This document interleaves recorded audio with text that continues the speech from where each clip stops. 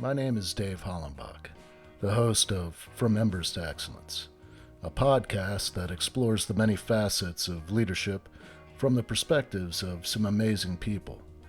We discuss the triumphs and failures that have shaped our lives and our leadership philosophies. I've found that it isn't whether we fail that defines us, but when we do fail, how we respond. Leaders dust off the ashes and use their failures as fuel to work harder and as lessons to come back wiser and stronger, more resilient, more determined, and more committed to excellence. Today I'm speaking with Tia Graham. She is an international speaker, best-selling author, and consultant on positive psychology. She has worked with dozens of global companies such as Goldman Sachs, Hilton Hotels, and Hewlett Packard. She helped them elevate employee engagement and drive bottom line results. Prior to founding her company, Arrive at Happy, she led teams at luxury hotels in the United States and Europe for brands such as W Hotels, Westin, and The London. With multiple certifications in neuroscience, positive psychology, and employee retention, and over 14 years of leadership experience, Tia is widely regarded by business leaders in her field. Her insights have been featured in major media such as CNN, Forbes, and Fast Company, to name a few. Her new book, Be a Happy Leader, teaches her proprietary 8-step methodology on driving productivity and business growth through a culture of happiness. So welcome to From Embers to Excellence, Tia. I am very thankful that we were able to connect, and I just want to say thank you for coming on and sharing your story. Of course. Thank you for having me. I look forward to getting to know you as well as we chat. Well, let's start off with where you were born and raised, and what your early influences were. Like, what did your mom and dad do? You got any siblings? Like that kind of thing. Sure. So I was born and raised for the first decade of my life in northern British Columbia, Canada. So if you can picture a halfway point between Seattle and Alaska, middle of nowhere, the closest town was a 45-minute drive through the Rocky Mountains. We lived in a little log cabin. We didn't have a TV or a phone until I was 5. And my parents ran a ski area, 5 minutes down the highway from where we lived, this local ski area, in Northern Canada ski area. And I have 2 younger sisters. And during the summer, we would come down to southern BC, and spend time at the lake with grandparents and cousins and friends and everything. So yeah, when I look back at that, I was, pretty happy first decade or so. The first really big challenge I faced in my life was around age 11 or so. My parents decided to separate and get divorced, and we left northern BC and moved down to southern British Columbia. And my mom moved out. And of course, this is very, I don't know what the word is, unsettling, challenging, for kids, anyone that's gone through family divorce. And my father really didn't want the family to separate. And after he's always been a sort of happy-go-lucky guy, but he was really unhappy during this time. And I remember thinking that maybe he wasn't going to be this happy person anymore. But after a couple of years, he made the conscious decision to be happy again. And he actually told me, it was on his birthday. I can remember the morning perfectly. He said, I've had 2 of the most horrible years of my life. And I woke up this morning and I decided I'm not going to have another bad year. And I saw him choose happiness, and I saw him make choices to increase his happiness and to be more resilient. And so at a really young age, I learned that happiness was a choice, and I saw my dad choose it, which was really, really powerful. So I grew up in, southern BC, and, other influences. I don't know. We skied a lot. We spent a lot of time outside. My mom is really athletic, and well, I guess both my parents were. So, healthy and, I would say sort of good food and being outside has always been a big part of my life. From that point on, and I'm 42 now, just like everyone listening, I've had challenges, I've had, good times, challenging times, like all of us, but I've always known that I design my own life, that I make choices to increase my happiness. And it's always been really, really important to me. So yeah, I'll stop there. Then I could talk about career, but that's sort of foundational about my upbringing. Where did you end up going to university? Yeah, so I started going to university in Calgary, Alberta, so in Canada, and I was studying business. At this point, I was totally uninspired. I did not know what I wanted to do with my life. And through traveling and internships, actually, so I'm American as well as Canadian. So I traveled a bunch of different places. Then I worked on Hilton Head Island, South Carolina one summer. And then I had this realization that I wanted to work in the travel industry and work in hospitality. So I ended up transferring from the University of Calgary to the University of Hawaii on the island of Oahu. And I switched degrees and I graduated with a degree in travel industry management, and then went into a 15-year career in the hotel industry and worked in a lot of different places in the US and also over in Istanbul in Turkey. So yeah, those are the schools I went to. A little bit of Canada, and then thankfully some more in graduating in Hawaii. That takes a lot of guts to just do what you did. Like where does that come from? Well, first let me ask you this. You said you have two sisters, right? Yes. Are you the oldest, the middle, the youngest? Yes, I'm the oldest. Did you get this kind of, and well, I guess part of it is being the oldest, having that sense of independence and, Yeah. but I mean, were your parents pretty outgoing like that? I mean, Yeah. I mean, my dad definitely super extroverted and outgoing. I'm the oldest of three girls. I'm also on my dad's side, I was the oldest of 16 cousins. So I always had, this group of 10 or 15 that I knew I was oldest, and we would, spend time with this big group of kids and then teenagers. So I definitely always had this leadership, I think, part of my identity. And I've always been really extroverted and love people. And, from traveling to places in the US, visiting my American family, and then traveling with my mom to Mexico, where we went to Costa Rica, or then I was working on Hilton Head. I grew up in a pretty small, like once we left the ski area, and we're in the smaller part, anyway, where I grew up. I didn't grow up in like a big city or anything. So from these different experiences, I knew pretty early on that I was like, I don't want to stay in this, what I perceived as a town. There are 300,000 people, but I knew pretty early on, like, I'm not staying in this town. The world is bigger. I need to go do, see other things. And I also had a very strong drive for independence and for not necessarily accolades, but I would say financial success. Like, I knew that I just knew very early on that I was not someone that was like, oh, I'm going to get married and settle down and, my husband will take care of me. Like, no, that is not. I always was like, I'm going to be successful on my own. I'm going to create my own life. And if a man comes along and, wants to be on the journey that I'm on, that's cool, but I'm not going to change, stop my dreams for somebody else. So I think that I had that desire, that independence. And yeah, I wanted to be successful and create my own journey for myself. So I don't know. I hope I answered that question. I mean, it's evident to me, and I think to most people that are the eldest of other siblings, is that you're the one that makes all the mistakes first. Mm. And I think it gives you a sense of, all right, well, I might screw up, but I can do this.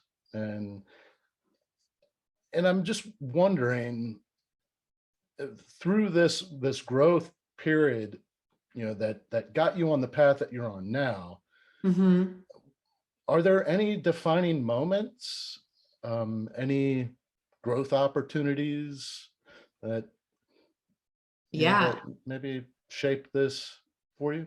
Yeah. There's a lot. I can share a few. So when I was a teenager and early 20s, I definitely also had a lot of fun. I partied a lot. I would, go out with friends. I was always super, super social. And one pivotal moment was I was dating this older guy and a bunch of friends. We were whitewater rafting. This when I was living in Calgary. So I'm probably, how old am I? I'm probably like 19 or something. And he, after whitewater rafting, he actually I was in my car. We got into a major car accident because of his, what's the right word? Not great driving. And he totaled my car, and he got a little bit hurt. I don't know how, but I walked away with like out a scrape, even though the car flipped and was completely smashed. And that was a pivotal moment where I was reflecting on, okay, what am I doing with my life? Who is this? Like, who am I dating? Like, because I was just like, what a loser. What, that was like a kind of a cherry on the top of decision of like, just this pause of like, I'm better than this. At the time I was kind of going to school, I was waitressing, and I was just partying a ton. So that was one moment where I was like, no, I'm destined for better. This is not the trajectory of my life, and also I didn't have a car for a few years, which is a huge lesson. So that's one. Another was when I first became a leader. So I was leading a sales and marketing team for this hotel, the Sheraton Kauai Resort in the Hawaiian Islands. And I was super, even though I was working and I was really successful at work, I was actually really lonely and unhappy because I was living in this Hawaiian island. All my friends were in Honolulu. That's where I studied and everything. And it didn't feel balanced at all. It was sort of like all work, and I was doing the career thing really well, but then other parts of my life weren't super great. And so that was, and I have a lot of stories like this where I was like, okay, I'm not super happy. What do I need to do to, yes, you can still be successful in your career, but you also need to be happy in your personal life. And so one of my friends had got a job in New York City. I went to visit her and I just fell in love with the city, and I made it my goal. I was like, I'm going to move to New York City. Like I want to, and through networking and, making, talking to people, meeting people, and also making, I think this is something I've always been really well at, is when I set my mind on something, when I set my heart on something, I let the work, I let my friends know, I let my colleagues know, I'm like, I want to move to New York City. I'm moving to New York City. It was like, I was just putting it out in the universe everywhere. And I did. I ended up getting a great job in New York City, and I was super, super happy there. Just having this internal compass of what do I value? What do I want? And when things aren't aligned, not settling, not giving up, knowing that you can make changes, that you're in the driver's seat. So I have a lot more examples, but those are a couple that come to mind.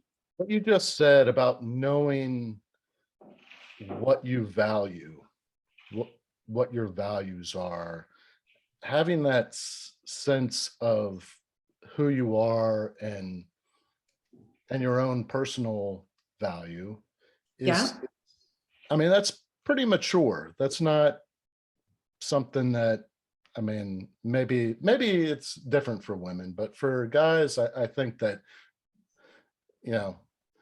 it took me till I was probably 40 before I really knew what was super valuable to me. I appreciate your honesty. But I don't know about the gender. I don't know about, I think that what I've always been very in tune with is how I want to feel and how I don't want to feel. And so I know that I do not feel great when I don't spend a lot of time with my family. Now I'm married with kids, but before, my nuclear family, my mom, dad, and sisters, and I've traveled and lived all over in different places. And when it's really long time periods and I don't see them, I know I don't feel good. So I have always known that I need to come home. I need to be with family. And I also need to have family come see me, because then I feel connected and I feel, feel that love, etc. And I've also, I don't know if I'm empath or not, but I'm very aware of, I've always been very aware of other people's energy. And so I've consciously surrounded myself with people who are positive, who are optimistic, who lift me up. And I hope I do that same for them as well. And when there's been times in my life or people in my life that do the opposite, that's always been very conscious and intentional of like, okay, I'm not going to spend a lot of time with this person because they really pull me down. Of course, family members, you don't choose. Sometimes, you spend time with family, even though they don't make you feel great, because that's sometimes what family is. And then in terms of like career and growth, and, I was leading teams, finding people within either the big hotel company I was working with or friends or whatever or mentors that I, knew very quickly, like, okay, they're successful and they're also a really great person. And so building relationships with people like that, because that's what I wanted too, right? I didn't want to be successful and be a jerk, right? So it was like great with people and also really successful. So kind of aligning with people like that, I think has been really helpful too. But yeah, I don't know, maybe the maturity comes actually back to what you're talking about earlier, of just being an older child. And I think probably because of some of my childhood experiences, I had to grow up maybe a little bit faster because, it was this two parent household, right? My sisters and I would go back and forth between my mom's house and dad's house. And I was the oldest of the three. So maybe some maturity came from that. I don't know. Well, you mentioned mentors in your professional life. Who would you say had the most influence on your career and your professional development? And what were some of the lessons that you learned from them? Yeah. So the first person that comes to mind is this woman, Angela Bento. Right now, she's a general manager for a beautiful hotel on Maui. And when I was going to the University of Hawaii, I was her intern.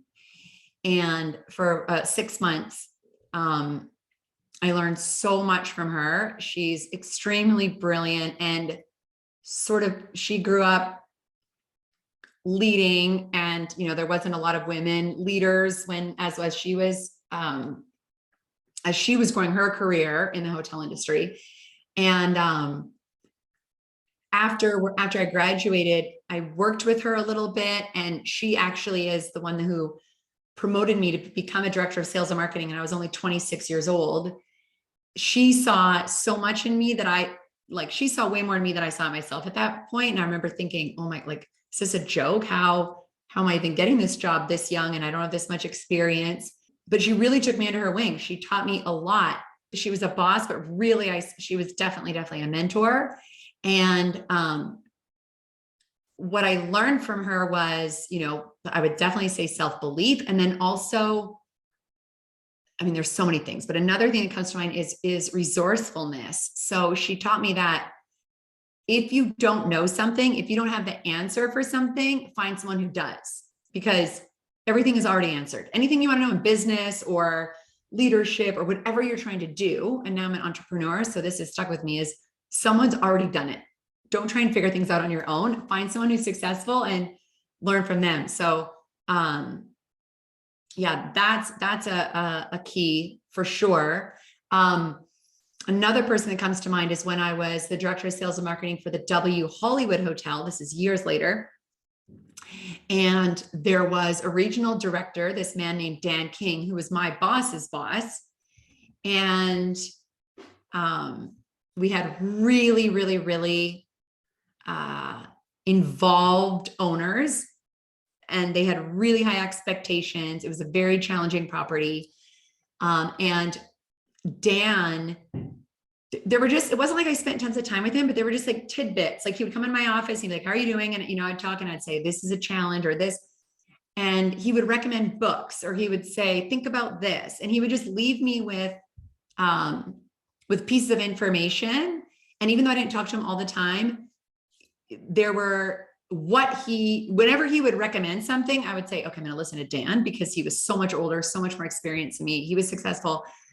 And I would follow through. I think that's something that I've done well, is when there's someone that I really respect, who's successful, that says to do something, says to read something, I do it. I take it seriously. So those are a couple of mentors that come to mind. And then as an entrepreneur, someone that's been really influential is this gentleman by the name of Rory Vaden. I don't know if you've heard of him before, but connected with him through the National Speakers Association. He's an extremely successful author and speaker and entrepreneur, and he's a bunch of different businesses. And I just respect him, as he's just a really good human being also. And so when he says to do something, I listen. I'm like, okay, Rory says it. I trust him, and I sort of believe that he wouldn't steer me wrong. So that's a current mentor, and he's still one of my mentors.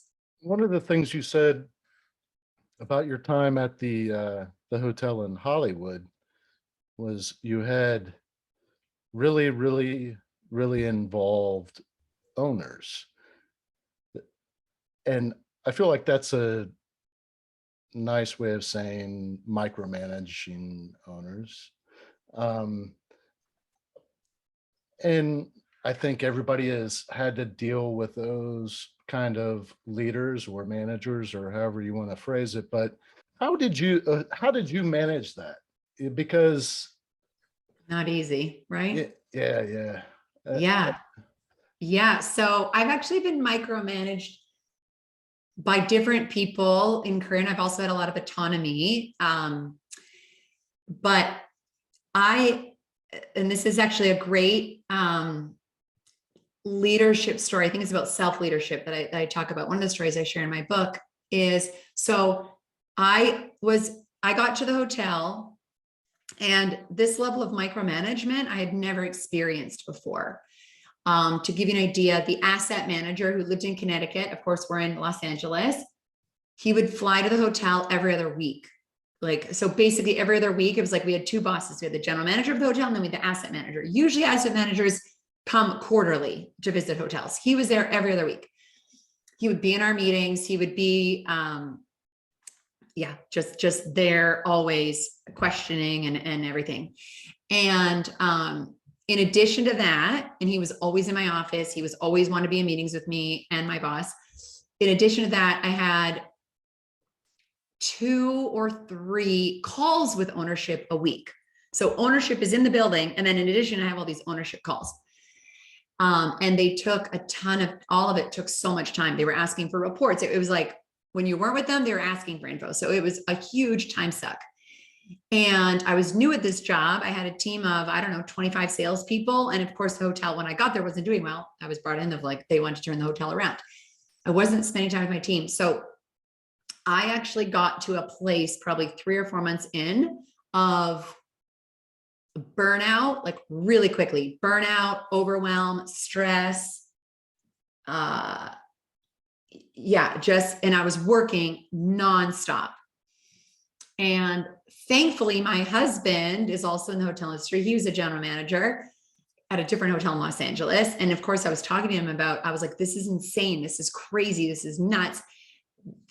I don't have time to spend with my sales team, and I need to be with my sales team to drive sales for this hotel, but the owners are taking all of my time. So there was one night where I came home like late, probably 9:30, 10 p.m. And I was like, I think I got to quit. I think I can't do this job. This is way too intense. This is too much. There's a million hotels in LA. I can get another job. They are crazy. I can't do this. And what my husband said was, they want you need to tell them how to make the job work for you. And I was like, what do you mean? He's like, well, they hired you. They brought you in. Tell them what you need. And I was at the time, I had never this is probably 12 or 13. I'd never like fit to people wait, like owners of hotels, they're huge commercial, real estate, like tell them what I need. So I was like, okay, well, what do I have to lose? So basically I took his advice and I went in and I met with my boss and I said, what is happening right now is not working. And if it's going to stay like this, you need to find a new director of sales and marketing. And I said, I'm okay if we do one weekly call. I'm okay if we have a weekly meeting. That's fine. But these 6, 7, 8, 9, 10 hours a week, I can't, I need to be with customers. I need to be selling. I need to be helping my sales team sell. I'm the director of sales. So if you can't have them back off of me, then you probably need to find a new director of sales and marketing. And I honestly couldn't believe these words are coming out of my mouth, but my husband had gave me sort of that, I guess, wind in my sails to say something like that. And they came back to me and did it. They basically were like, okay, Tia, you don't have to be in all these meetings. We'll only call you once a week. You can have your time back. And I ended up staying at that property for 2 years. We were highly successful. We turned the hotel around. Like it was, of course there were bumps on the road. It wasn't like perfect after that, but I think if anyone listening feels micromanaged right now, you are valuable. You are in your job for a reason. You are hired for a reason. And sometimes just speaking your truth and saying what you need, because ultimately whoever's micromanaging you wants you to be successful. They want you to beat your goals, whatever your goals are. So that's a micromanagement story. Yeah, that's awesome. I've got a few. None of them turned out like that. But I didn't have, I don't believe I had the mentorship. Like it seems like you got some really good advice from your husband.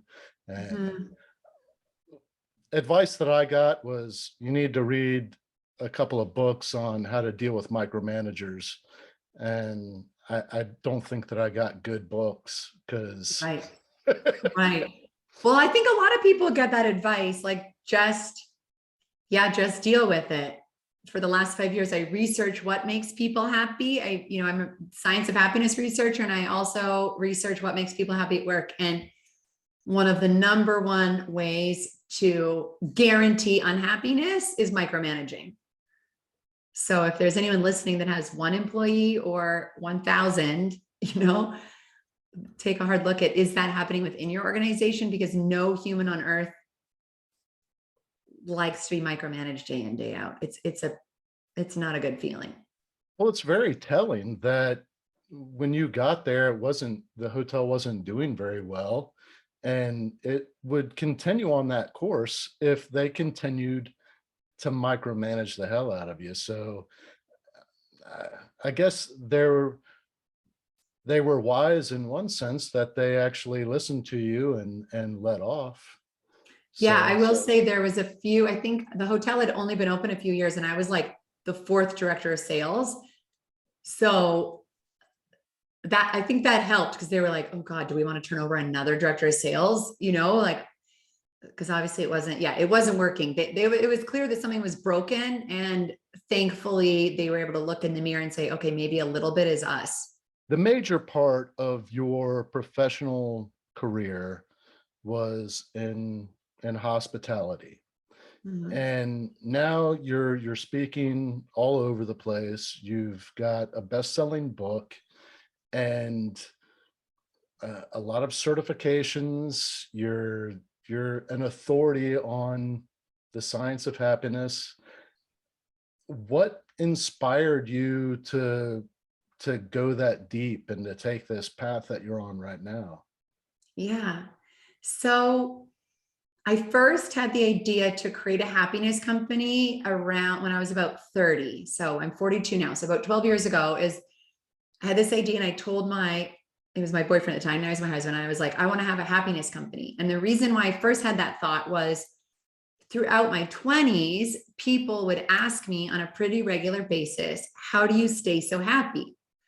Where do you get this positivity from? Even when there's challenges, you're optimistic, And so And part of it is I now know, because I understand the science of happiness and neuroscience, I know that partly of it is genetic, like I'm genetically predisposed to be happy, but I also know it's my choices, because our choices are a lot of it. But anyway, so that was sort of at first, but I didn't do anything about it. I sort of would journal a little bit, like, okay, one day I'm going to help other people be happier. Fast forward, I am the director of sales and marketing for this beautiful hotel in the middle of Los Angeles called the London West Hollywood. And I had just gone back to work after having my second daughter. So I had a 2-year-old little girl and then a 4-month-old little girl. I was really, really unhappy. I was, of course, sleep deprived and exhausted because with the baby, you're still waking up multiple times a night. I was full of guilt. I had mom guilt, work guilt. It was like, I was angry at the situation of trying to like juggle this huge career and then kids and marriage and my own health and friendship. I was just like, life sucks right now. I was stressed. I was not happy. My identity of being a director, like so much of my identity was connected to being a director of sales and marketing, because I'd been a director of sales and marketing for 14 years. And of course, when you meet people, you say, hey, what's your name? What do you do? Right. And we say, I am fill in the blank, right? I'd said for 14 years, hi, I'm Tia. I am a director of sales and marketing. And I'd been, successful. I had this huge network, et cetera. So the thought of not being a director of sales and marketing terrified me. Also, I helped my husband. LA is super expensive. My husband and I are both paying the bills. It wasn't like I was like, oh, I'm going to quit. And, no, we were like living in LA. We had 2 kids. Like we had a big lifestyle that we were, I ended up calling one of my friends, Galit, who I'd worked with when I worked in Manhattan, telling her how unhappy I was with everything. And she recommended that I call this coach, this life coach. And I had never even heard of a life. Like I didn't know anyone that worked with a life coach. I'd never heard about it. No one in the hotel industry talks about life coaches. And I was like, what's a life coach? I don't even what it is. So long story short, I ended up calling her. I ended up hiring her. And on the very first call, I told her about this. I was like, I want to have a happiness company. And so over the next like 7 or 8 months, I worked on this business plan of, all right, what could this company be? And I was researching happiness. And that's when I discovered that there's a science of happiness and found the World Happiness Summit. I actually just got back from it. I was there last weekend at the University of Miami. And I ended up so that was in I worked with my coach in 2016. So basically I built this company, Arrive at Happy, on the side. I didn't just leave my job and say like, oh, I'm going to be an entrepreneur. I was studying at night after my kids went to bed. And I was, became a certified coach myself and doing all of this because I didn't, I had a really big salary. I got huge annual bonuses. I had benefits, all of those things. So I wasn't, and I didn't want to just stop all of that. So how I did it was, little by little, sort of on the side night. Sometimes I did stuff on the weekend. And then I got to the point in the spring of 2018 where I was like, okay, I can quit my job at the hotel and revenues, my business was growing. But what I proposed to the hotel, I said, I'm either going to quit and do this full time. I said, or let's promote someone that reports to me and I will go part-time. I will decrease my salary, will increase her salary, the equivalent amount. So no extra cost to the hotel.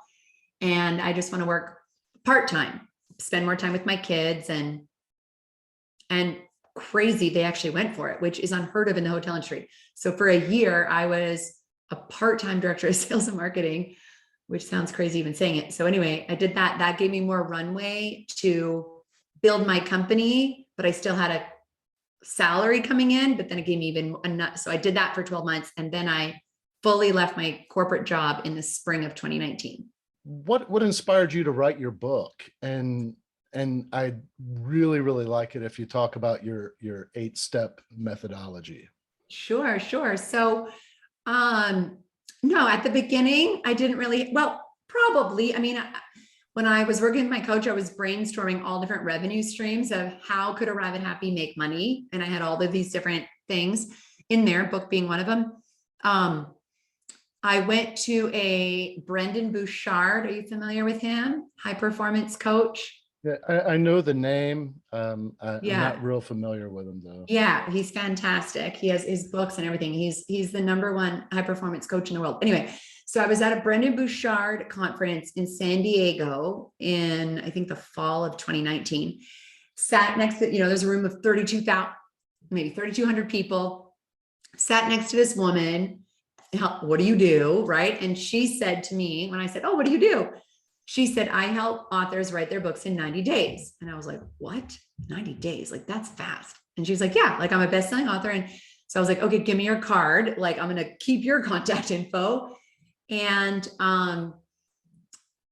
at some point I was like, okay, I think most of what I do is I speak, I work with leaders, I do, leadership masterclass programs and executive retreats and everything. And I think after several years, I was like, okay, there's only so many people I can hit in a year, even if I am, and I still have 2 little kids, right? Even if I'm doing everything, the impact and who I can reach is limited because I'm this one human being. And I became really involved in the National Speakers Association, and all the big people in the National Speakers Association have books. Everyone's got books. So I was like, okay, I think I need a book, to help get my message out. And I ended up hiring this woman. And in the spring of 2020, right as the pandemic started, actually, is when I didn't know it was gonna be the pandemic, but I hired her.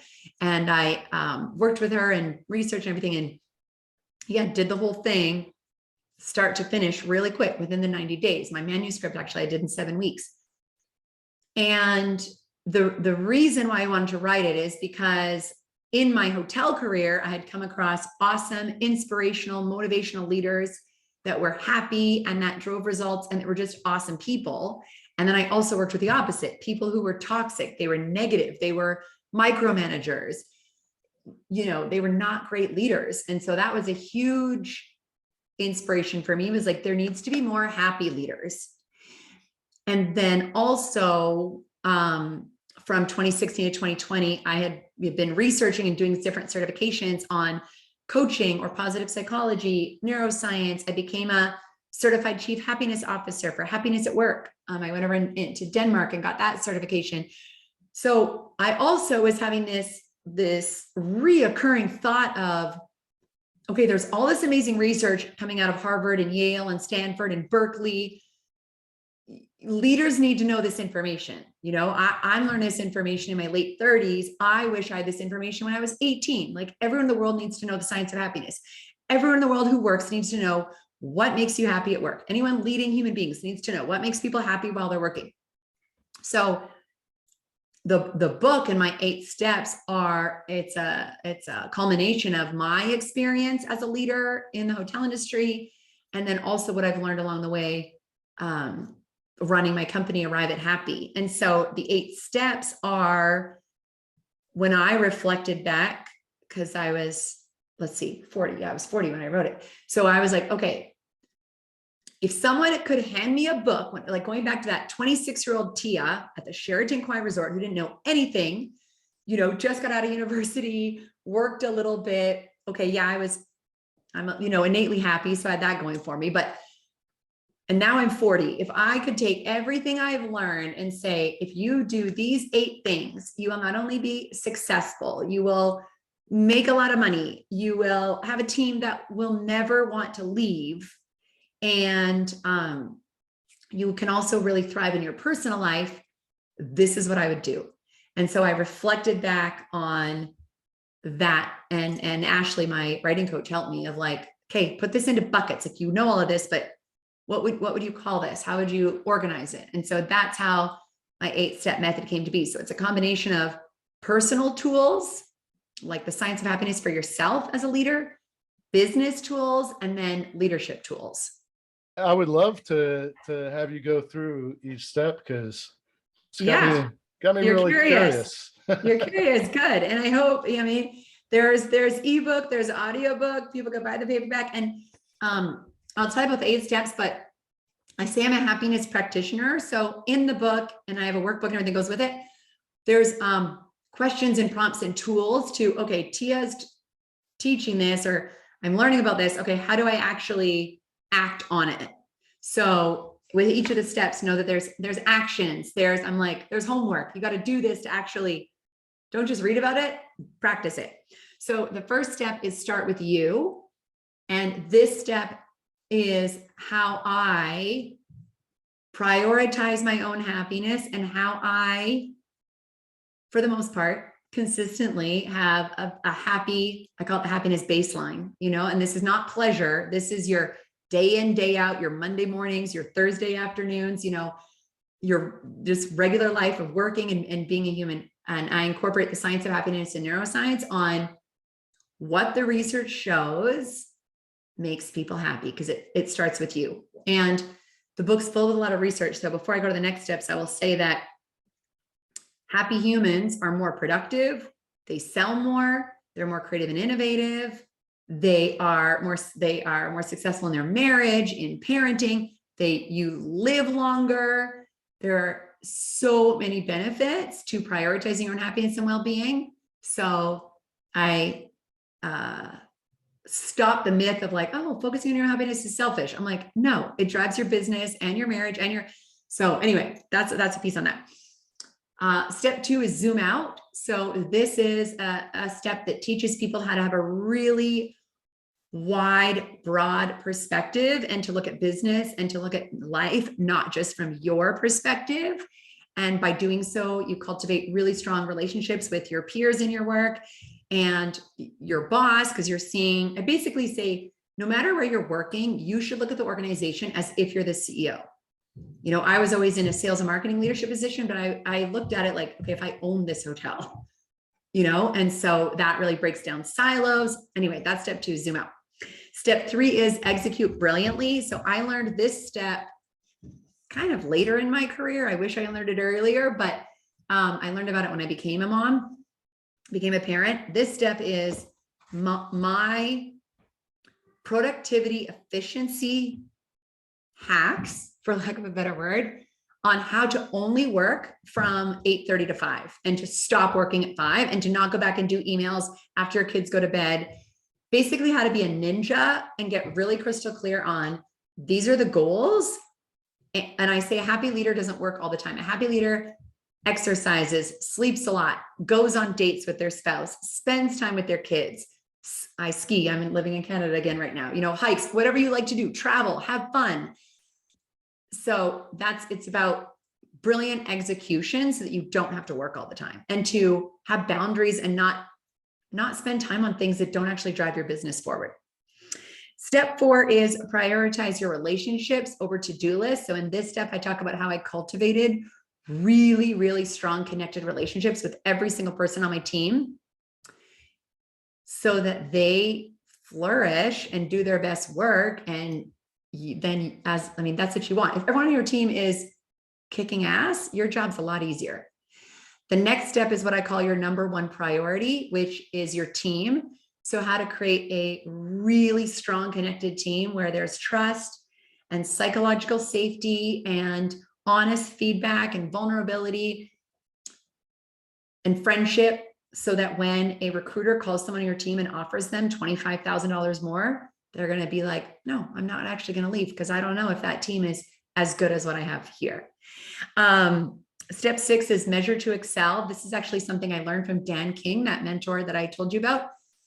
So this is about, as a leader, measuring the lead measures that drive your business forward and not focusing on the lag measures. So understanding what results are you trying to achieve and what needs to be measured on a weekly basis to achieve those results, and teach your team how to do that so that you always beat your results. Step 7 is be the spark. So be the spark is about protecting your own energy and always taking care of your mind, body, and spirit so that you have a lot of energy so that you can energize others. It's also about showing up positively and optimistically so that you motivate and inspire people on your team. And yeah, just in the way that you communicate, written, verbal, so that you're just, sparking light in other people. And then the last step is called master your mindset. And this step is about being in a space of always being an eternal student, never ever feeling like you know everything and that you don't need any other teaching or growth. It's like, no, you continuously learn and grow up until the year that you die, be an eternal student. And to have, I call this like a bias towards innovation and curiosity of just always looking at new ways of doing things. And I say, as much as possible, always, before you say no to anything, what if you said yes? People would walk into my office, my boss or other hotel owners, or would walk in with like crazy ideas. And in my head, I'd be like, what? But I'd pause and go, okay, like, what if we did this? What if, so there's a lot of people that will close off other ideas or ways of doing things and think, no, I've already done that.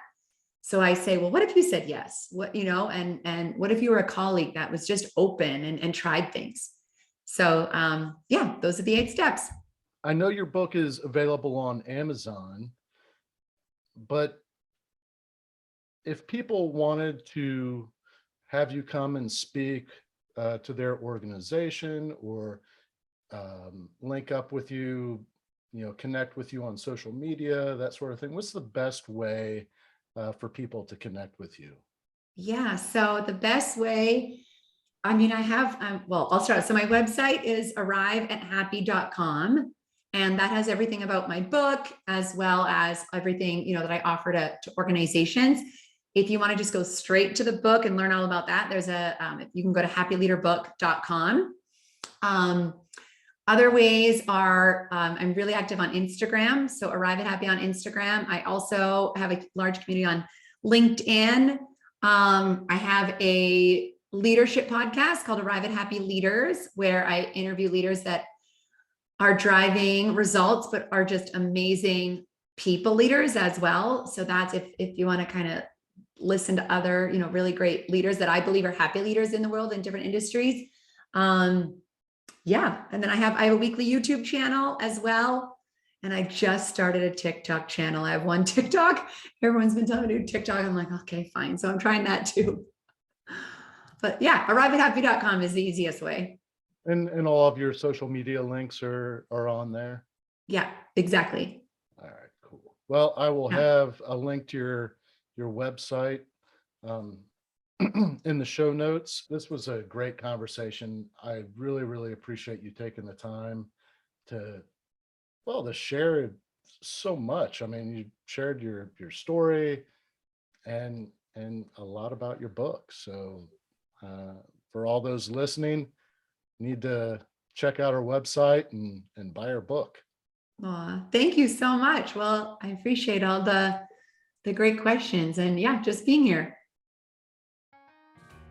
Thank you for listening to this episode of From Embers to Excellence. Please like and subscribe to my YouTube channel. Follow me on your favorite podcast platform and visit hollenbachleadership.com for additional content. My goal is and always will be to add value to as many people as possible. So if I can be of any assistance to you or someone you know, please connect with me via email or on one of my social media accounts, linked on the homepage of my website. Remember, our failures don't define us unless we let them, and the only true measure of a leader is the success of their team.